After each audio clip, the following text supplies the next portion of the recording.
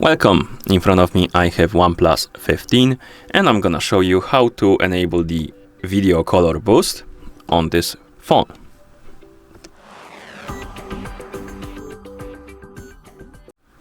So first thing we need to do is to open the settings. So find the settings icon and tap on it.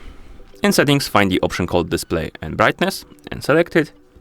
And here scroll down until you find the option called video color boost. It's under the video enhancement engine category.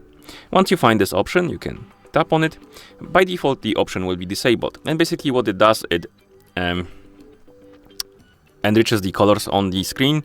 And it says that here that SDR-to-HDR technology widens the color and color gamut for superb visual experience. Basically, it will make the image more sharper, and maybe not sharper, but the colors will be more saturated, brighter, more poppy, basically.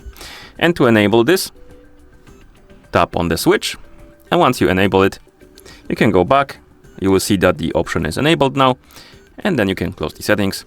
And that's how you enable the video color boost on this phone. Thank you for watching. If you found this video helpful, please consider subscribing to our channel and leaving the like on the video.